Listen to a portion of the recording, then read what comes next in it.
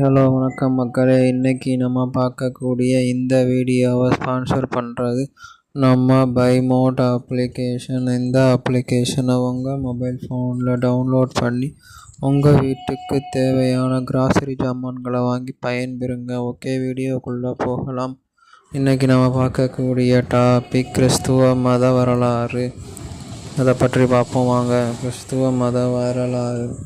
ஜெருசலேமில் சிலுவையில் அறையப்பட்ட ஒரு யூத பிரசங்கி மற்றும் ஆசிரியரான இயேசுவின் வாழ்க்கையுடன் தொடங்கியது. கிபி 30-33 அவரது சீடர்கள் அவர் கடவுளின் அவதாரம் என்றும் மரித்தோரிலிருந்து உயிரெழுந்தார் என்றும் அறிவித்தனர். அதன் பின்னர் 2000 ஆண்டுகளில் கிறிஸ்தவம் உலகின் முழுவதும் பரவி உலகளவில் 2 பில்லியனுக்கும் அதிகமான பின்பற்றுபவர்களை கொண்டு உலகின் மிகப்பெரிய மதமாக மாறியுள்ளது.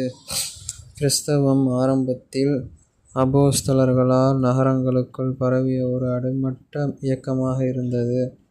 3ஆம் நூற்றாண்டில் அது 1 மில்லியனுக்கும் அதிகமாக ஆதரவாளர்களை வளர்த்தபோது பெரும் மக்களை அடைந்தது. 4ஆம் நூற்றாண்டின் முற்பகுதியில் ரோமானிய பேரரசு கான்ஸ்டன்டைனின் ஆதரவு அதை ஒரு முறைப்படுத்தப்பட்ட மத உரையுடன் ஒரு ஒழுங்கமைக்கப்பட்ட மதமாக மாற்றுவதில் முக்கியமானது. கான்ஸ்டன்டைனின் ஆதரவு கிறிஸ்தவ கலை, கட்டிடக்கலை மற்றும் இலக்கியம் மலர அனுமதித்தது.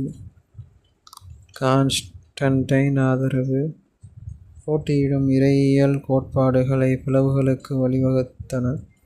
அவை 325ஆம் ஆண்டின் நைசின் நம்பிக்கையால் உரையாற்றப்பட்டன. அதைத் தொடர்ந்து வந்த 5ஆம் நூற்றாண்டின் நெஸ்டோரியன் பிளவு கிழக்கு திருச்சபை மற்றும் ஓரியண்டல் ஆர்த்தடாக்ஸின் உருவாக்கியது.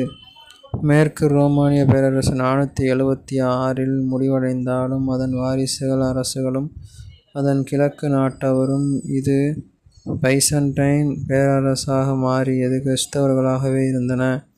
இடைக்காலத்தில் மேற்கத்திய துறவிகள் கலாச்சாரத்தை பாதுகாத்து சமூக சேவைகளை வழங்கினர். ஆரம்பகால முஸ்லிம் வெற்றிகள் மத்திய கிழக்கு மற்றும் வட ஆப்பிரிக்காவில் பல கிறிஸ்தவ சமூகங்களை பேரழிவிற்கு உட்படுத்தின. ஆனால் ஐரோப்பாவிலும் ஆசியாவிலும் கிறிஸ்தவ மயமாக்கல் தொடர்ந்து மற்றும் கிழக்கு ஐரோப்பாவின் மாநிலங்களை உருவாக்க உதவியது. 1054 கிழக்கு மேற்கு பிளவு பைசன்டைன் பேரரசின் கிழக்கு மரபு வழி மற்றும் மேற்கு ஐரோப்பாவின் கத்தோலிக்க திருச்சபையின் பிரிந்தது. வேறுபாடுகள் இருந்தபோதிலும் கிறிஸ்தவ துருக்கியர்களுக்கு எதிராக மேற்கத்திய இராணுவ உதவியை கோரியது. இப்படியே பல சண்டைகள் போட்டு கிறிஸ்தவம் உலகம் முழுவதும் மிகவும் பிரபலமாக மாறியுள்ளது. இதுவே கிறிஸ்தவ மதத்தின் வரலாறு ஆகும். நன்றி, வணக்கம்.